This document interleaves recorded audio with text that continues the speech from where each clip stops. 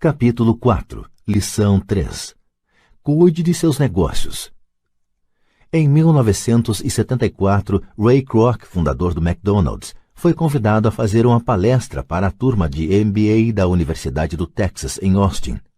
Um querido amigo meu, Kate Cunningham, era aluno dessa turma. Depois de uma exposição forte e inspiradora, os estudantes perguntaram a Ray se gostaria de juntar-se a eles num bar que frequentavam para tomar uma cerveja. Ray aceitou gentilmente. "Qual é o meu negócio?" perguntou Ray, quando todo mundo já estava com o seu copo de cerveja. Todos riram, conta Kate. A maioria da turma pensou que Ray estivesse brincando. Ninguém respondeu e Ray repetiu a pergunta. "Em que negócio vocês pensam que eu atuo?" Os estudantes soltaram uma gargalhada e, finalmente, uma alma corajosa gritou. "Ray, não há ninguém no mundo que não saiba que você está no ramo de hambúrgueres." Ray deu uma risada. "Achei que vocês fossem responder isso mesmo." Fez uma pausa, disse rapidamente. "Senhoras e senhores, eu não atuo no ramo de hambúrgueres. Meu negócio são imóveis." Kate conta que Ray passou um bom tempo explicando seu ponto de vista. Em seu plano de negócios, Ray sabia que o principal foco era a venda de franquias de hambúrguer, mas nunca perdeu de vista a localização de cada franquia. Ele sabia que os imóveis e sua localização eram o mais importante fator de sucesso de cada franquia. Basicamente, a pessoa que comprava a franquia estava também comprando o terreno em que se situava a franquia da organização de Ray Kroc. O McDonald's é hoje o maior proprietário individual de terrenos no mundo, superando até a Igreja Católica. Atualmente, o McDonald's é proprietário de alguns dos cruzamentos e esquinas mais valiosos, não só dos Estados Unidos, como também de outras partes do mundo. Kate diz que essa foi uma das mais importantes lições que recebeu em sua vida. Atualmente, Kate é proprietário de lava-carros, mas seu negócio são os terrenos que estão por baixo desses lava-carros. O capítulo anterior terminou com exemplos ilustrando que a maioria das pessoas trabalha para todo mundo, menos para elas próprias. Elas trabalham em primeiro lugar para os donos das empresas, depois para o governo ao pagar impostos e finalmente para o banco onde fizeram a hipoteca. Quando garoto não havia nenhum McDonald's por perto. Contudo, meu pai rico ensinou a mim e a Mike a mesma lição que Ray Kroc deu na Universidade do Texas. É a lição 3 dos ricos. O segredo é: cuide de seu negócio. As dificuldades financeiras são muitas vezes o resultado direto de se trabalhar toda a vida para outras pessoas. Muita gente chegará sem nada ao fim de sua vida de trabalho. Nosso atual sistema de ensino se concentra em preparar a juventude para os empregos por meio do desenvolvimento de habilidades acadêmicas. Suas vidas girarão em torno de seus salários, ou, como citado anteriormente, pela renda gerada por emprego. Depois de desenvolvidas as habilidades acadêmicas, os estudantes vão para níveis mais elevados de ensino a fim de desenvolver suas habilidades profissionais. Eles estudam para tornar-se engenheiros, cientistas, cozinheiros, policiais, artistas, escritores, etc. Suas habilidades profissionais lhe permitirão ingressar na força de trabalho e trabalhar por dinheiro. Há uma grande diferença entre sua profissão e seu negócio. Muitas vezes pergunto às pessoas: "Qual é o seu negócio?" E elas respondem: "Sou banqueiro." No inglês, usa-se a mesma palavra banker para denominar o banqueiro e o gerente do banco. Então lhes pergunto se eles são donos do banco. Em geral, respondem: "Não, eu trabalho para o banco." Nesse caso, está se confundindo profissão com negócio.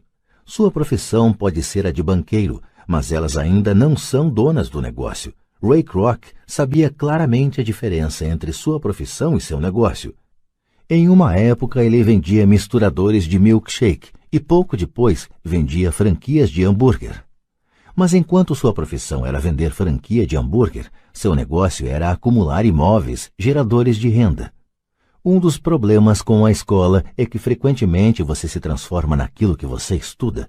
Se você estuda, digamos, culinária, você se torna um chefe. Se você estuda direito, você se torna um advogado. E se você estuda mecânica de automóveis, você se torna um mecânico. O erro de tornar-se aquilo para o que você estuda é que muitas pessoas se esquecem de cuidar de seu negócio. Elas passam a vida cuidando dos negócios de outras pessoas e enriquecendo essa pessoa. Para ter segurança financeira, a pessoa precisa cuidar de seu negócio. Seu negócio gira em torno de sua coluna de ativos, em oposição à sua coluna de renda. Como dito anteriormente, a regra número 1 é conhecer a diferença entre um ativo e um passivo e comprar ativos. Os ricos se concentram em sua coluna de ativos, enquanto os demais se preocupam com a sua demonstração de renda. É por isso que ouvimos com tanta frequência: preciso de um aumento. Se pelo menos conseguisse uma promoção. Vou voltar a estudar para procurar um emprego melhor. Vou fazer hora extra. Quem sabe consigo mais um emprego. Vou me demitir em 2 semanas. Encontrei um emprego com salário melhor. Em alguns círculos, estas são ideias sensatas. Contudo, se prestar atenção em Ray Kroc, verá que ainda não está cuidando de seu negócio. Essas ideias todas ainda focam a coluna da renda e só ajudarão a pessoa a ter mais segurança financeira se o dinheiro adicional for utilizado na aquisição de ativos geradores de renda.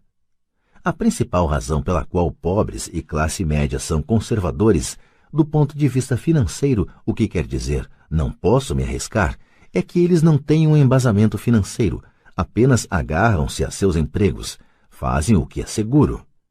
Quando o corte de pessoal se tornou a coisa in a ser feita, milhões de trabalhadores descobriram que seu chamado maior ativo, sua residência, os estava comendo vivos. Seu ativo chamado de casa ainda lhes custava dinheiro a cada mês. Seu carro, outro ativo, os devorava. Os tacos de golfe guardados na garagem e que tinham custado $1.000 já não valiam isso. Sem segurança no emprego, não tinham nada a que recorrer. O que eles pensavam que eram ativos não os podia ajudar a sobreviver em uma época de crise financeira. Imagino que todos nós já tenhamos preenchido uma ficha de cadastro para solicitar um financiamento bancário para comprar um imóvel ou um automóvel. É bem interessante olhar para o item patrimônio líquido. É interessante porque é isso que os bancos e as práticas contábeis aceitam como ativo de uma pessoa. Certo dia, minha posição financeira não parecia muito boa para obter um crédito, de modo que incluí meus tacos de golfe, minha coleção de arte, livros, aparelho de som, televisão, ternos Armani, relógios de pulso, sapatos e outros objetos pessoais, a fim de aumentar o montante da coluna dos ativos. O empréstimo, entretanto, foi recusado porque eu tinha muito dinheiro investido em imóveis. Os responsáveis pela concessão de empréstimos não gostaram do fato de eu obter uma parte tão grande de minha renda com apartamentos alugados. Eles queriam saber por que eu não tinha um emprego normal com um salário. Eles não questionaram os ternos Armani, os tacos de golfe ou a coleção de arte. A vida, às vezes, é dura para quem não se encaixa no perfil padrão.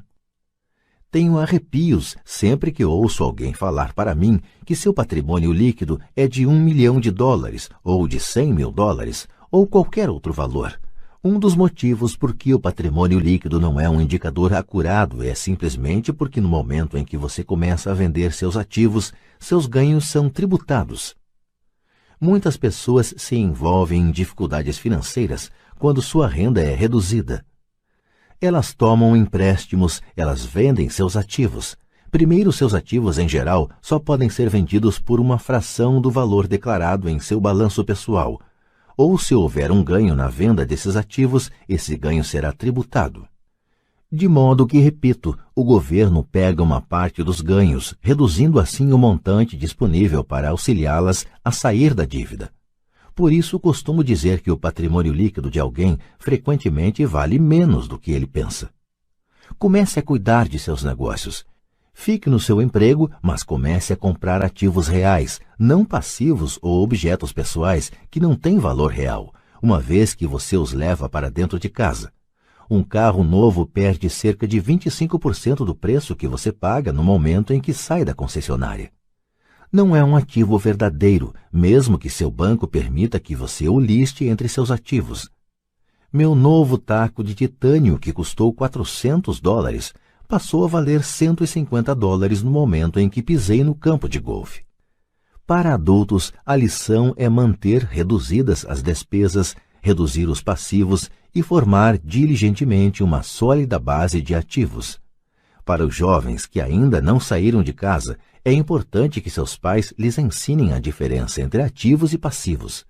Faça com que seus filhos comecem a construir uma firme base de ativos antes que saiam de casa, casem, comprem casa, tenham filhos e se encontrem em uma situação financeira difícil, agarrando-se a um emprego e comprando tudo a crédito. Vejo muitos jovens casarem e se verem aprisionados em um estilo de vida que não lhes permite sair do atoleiro das dívidas durante a maior parte dos anos de trabalho.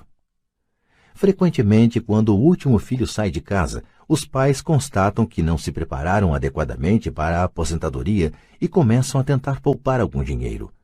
Então, seus próprios pais adoecem e eles se deparam com novas dificuldades. Qual o tipo de ativo que sugiro a você ou a seus filhos adquirirem? No meu mundo, ativos reais se agrupam em várias categorias diferentes. 1. Negócios que não exigem minha presença. Sou o dono deles, mas eles são administrados por outras pessoas. Se eu tiver que trabalhar neles, não é um negócio, torna-se uma profissão. 2. Ações. 3. Títulos. 4. Fundos mútuos. 5. Imóveis que geram renda. 6. Promissórias. 7. Royalties de propriedade intelectual como música, escritos, patentes. 8. Tudo o que tenha valor, gere renda ou se valorize e tenha um mercado líquido. Quando garoto, meu pai instruído me incentivava a procurar um emprego seguro. Meu pai rico, por outro lado, me incentivava a começar a adquirir ativos que me agradassem. Se você não gostar deles, você não cuidará deles. Comecei a adquirir imóveis simplesmente porque adoro prédios e terrenos. Gosto de comprá-los. Poderia buscá-los o dia todo. Quando surgem problemas, não são tão graves que mudem meu apreço pelos imóveis. Pessoas que detestam imóveis não deveriam comprá-los. Adoro ações de pequenas empresas, especialmente aquelas que estão iniciando suas atividades. A razão é que eu sou um empreendedor, não um homem da grande empresa. Quando jovem, trabalhei em grandes organizações como a Standard Oil da Califórnia, a Marinha dos Estados Unidos e a Xerox Corp. Apreciei o tempo que lá passei e tenho boas lembranças, mas eu sabia lá no fundo que não era um homem de organização. Gosto de iniciar empresas, não de dirigi-las. Então compro, em geral, ações de pequenas empresas e, às vezes, até inicio a empresa e depois a levo ao mercado. Podem-se fazer fortunas com a emissão de novas ações e eu gosto desse jogo. Muitas pessoas têm medo de pequenas empresas e as consideram arriscadas, e de fato o são. Mas o risco sempre é diminuído se você gostar daquilo em que está investindo, entendê-lo e conhecer o jogo. Com pequenas empresas, minha estratégia é de investimento, é desfazer-me das ações no prazo de 1 ano. Por outro lado, minha estratégia para os imóveis é começar com pouco, depois trocá-los por imóveis maiores e, portanto, adiar o pagamento dos impostos sobre os ganhos. Isto permite que seu valor aumente acentuadamente. Costumo ficar com os imóveis menos do que 7 anos.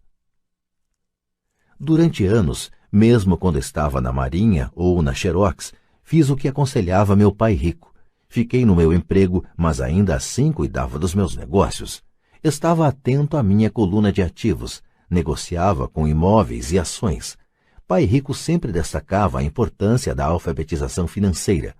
Quanto melhor eu entendesse a contabilidade e a gestão do dinheiro, melhor eu poderia analisar investimentos e, por fim, construir minha própria empresa. Eu não incentivaria ninguém a iniciar uma nova empresa, a menos que realmente o desejasse. Conhecendo o que conheço quanto à direção de uma empresa, não recomendaria a tarefa a ninguém. Em certos casos, quando a pessoa não consegue um emprego, iniciar uma empresa pode ser uma solução. As chances, entretanto, são adversas. 9 entre 10 empresas quebram em 5 anos. Das que sobrevivem aos primeiros 5 anos, 9 entre cada 10 também quebram. Se você realmente tem o desejo de ter sua própria empresa, vá em frente. Se não for esse o caso, fique no seu emprego e cuide de seus negócios.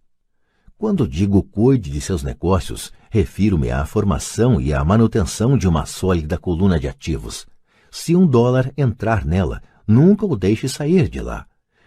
Pense deste modo: uma vez que $1 entra na coluna dos ativos, ele se transforma em seu empregado. O melhor do dinheiro é que ele trabalha 24 horas por dia e pode fazê-lo durante gerações. Fique no seu emprego, seja um ótimo empregado, mas construa essa coluna de ativos. À medida que seu fluxo de caixa cresce, você pode comprar alguns artigos de luxo. Uma distinção importante é que os ricos compram os artigos de luxo por último, enquanto pobres e classe média tendem a fazê-lo antes. Nos Estados Unidos, os pobres e a classe média frequentemente compram itens de luxo como casas grandes, diamantes, peles, joias ou barcos, porque desejam parecer ricos. Parecem ricos, mas na verdade estão afundando em dívidas. As pessoas que já têm dinheiro, os ricos a longo prazo, constroem primeiro sua coluna de ativos. Então, com a renda gerada por sua coluna de ativos, compram os artigos de luxo. Os pobres e a classe média compram artigos de luxo com seu próprio suor, sangue e com a herança de seus filhos. Um luxo verdadeiro é uma recompensa por ter investido e desenvolvido uma coluna de ativos. Por exemplo, quando minha mulher e eu auferimos uma renda maior com nossos apartamentos, ela comprou sua Mercedes. Ela não fez nenhum trabalho extra ou arriscou sua parte porque os imóveis compraram o carro.